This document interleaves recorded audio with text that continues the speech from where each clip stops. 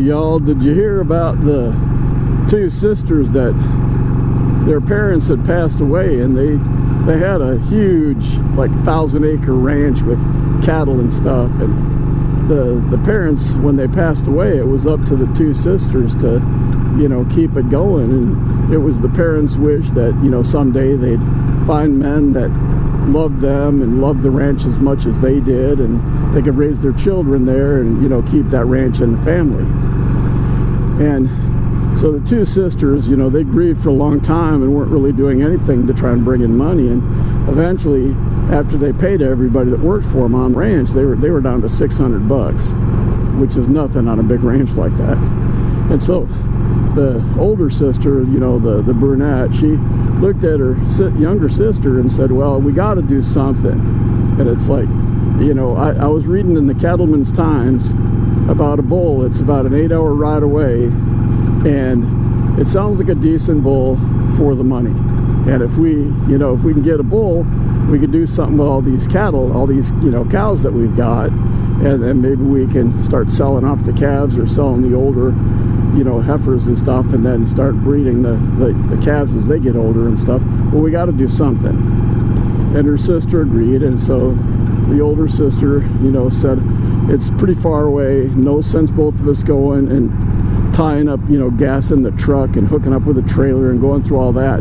So I'm just going to jump on my motorcycle and I'll ride out there and I'll take a look at the bull, and when I figure out what I'm going to do, I'll send you a telegraph, you know, telling you if you should come or not, you know. And her sister said, well, that'd be okay, that's a good idea. So the early next morning, she gets on her, you know, motorcycle and she rides out there, and she gets to the ranch and tells the guy, well, you know, it's kind of late in the day, I'd like to observe this bull for a while, so how about I come back first thing in the morning, and then if I like the bull, then I'll give you the money for it.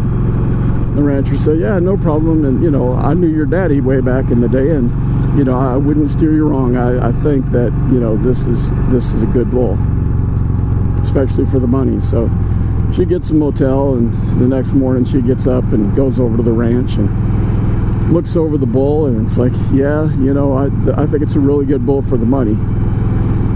So she gives the guy the money, and then she gets down to the telegraph office, realizes she's only got $1 left. So she finds out it's 99 cents per word to send a telegraph. And she's like, oh man, I can only send one word. And the telegraph agent said, well, you know, make it a good one, because you only get, you know, one word, and I don't write the policy or the prices or anything, I just work here. And she's like, okay, let me think out of a spell. So after a little bit, she's like, I got it, I got the perfect word. So he gets ready to write it down so he can, you know, send it over the telegraph wire. And he's like, shoot, what is it? And she said, comfortable. And he's like, comfortable? How is that going to help your sister to come and get it? And he said, well, my sister, she is pretty as all get up, and she's just so sweet and kind. Everybody loves her. But she's a blonde, and yeah, like the stereotype, she ain't none too bright. So when she reads stuff, she reads it really slow. So when she looks at the word comfortable, she'll read it as comfortable.